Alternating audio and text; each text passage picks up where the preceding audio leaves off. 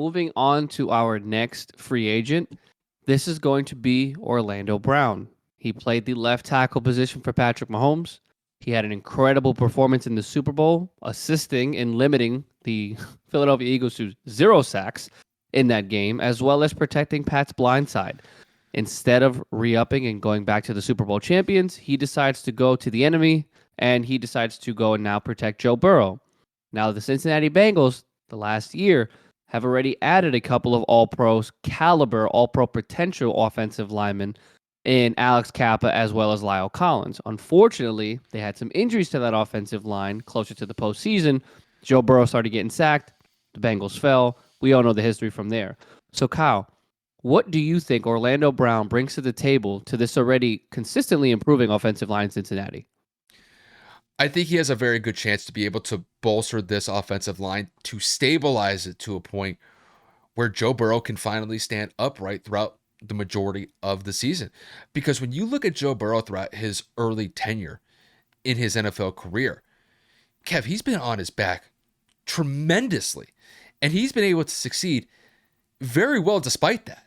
I will never forget that game a couple years ago when the Bengals were going up against the Titans. The Titans were the number 1 seed, and Joe Burrow was sacked 9 times in that game. And fortunately for them, they won that game against the Titans. Usually when an opposing defense gets 9 sacks on your quarterback, literally 9 times out of 10, you're probably going to lose that game because you're just wasting opportunities time and time again to be able to move the ball up and down the field consistently. But when it comes to Orlando Brown, I think he has a very good chance to be able to finally solidify that left tackle position. And that's going to be Joe's blind side. And if they're able to lock that down effectively, I think that the Bengals offensive line will be okay. I think the biggest thing for me when it comes to their offensive line is whether or not that they could stay healthy. And there were multiple times throughout this past season where they were just shuffling guys around because most of the offensive linemen were dealing with some sort of injury. Lyle Collins was dealing with injuries. You had Alex Kappa dealing with injuries. It was kind of just a makeshift offensive line. And that was despite the fact that the Bengals, not this offseason, but the offseason prior, they made a huge investment to bolster their offensive line. And yet, in the biggest game that they had last year against the Chiefs, they fell apart. Joe Burrow couldn't stay upright. And in the biggest moment of the game where the Bengals could have marched down the field to potentially win the game against the Chiefs in Arrowhead, Joe Burrow got sacked. They punt the ball, and then Patrick Mahomes puts the Chiefs in position where Harrison Butker hits the game-winning field goal. And the Chiefs end up going to the Super Bowl instead of the Bengals. So I think when you really look at the starting 5 on the Bengals O-line right now, I'm looking at their depth chart right now. At the left tackle position, you have Orlando Brown. You've got Cordell Volson at the left guard position. You've got Ted Karras at the center position. Ted Karras came from New England, was extremely successful there. They brought him in last year. You have Alex Kappa, who came from that Bucs Super Bowl winning team just a few years ago. And then at the right tackle position, you have either Jonah Williams or La'el Collins. It's going to come down to who's going to win out that positional battle in the upcoming training camp. But overall, on paper, this should be a functional offensive line. It's just whether or not these guys can stay healthy. If they can, I think that Joe will be more protected this year than he has been in years past.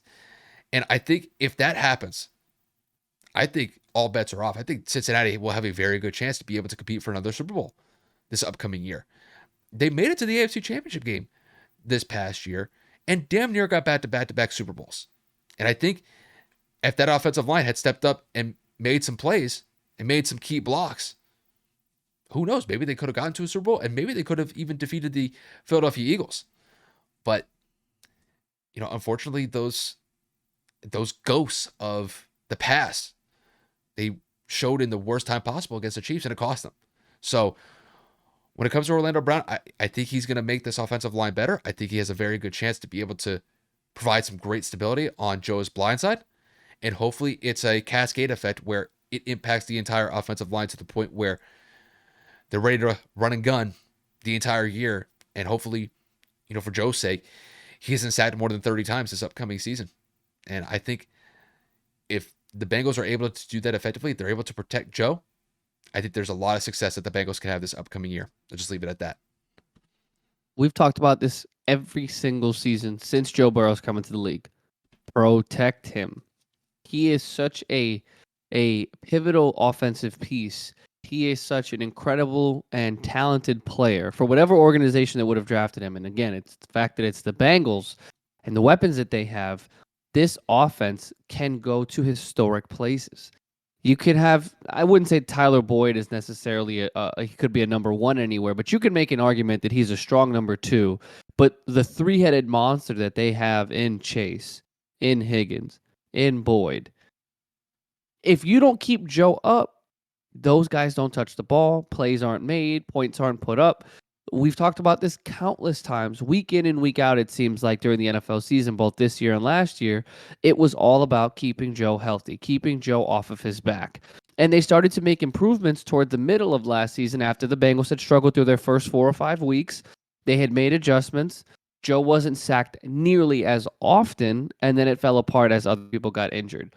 Once you solidify the blind side, the left tackle position may be the most important piece next to the center because, again, the center obviously initiates the play by snapping the ball into the quarterback's hands, and it needs to be a clean snap, whether that be in the shotgun or under, so the quarterback can catch the ball or have the ball underneath this, the typical have it under center, whatever, so you're not fumbling anything.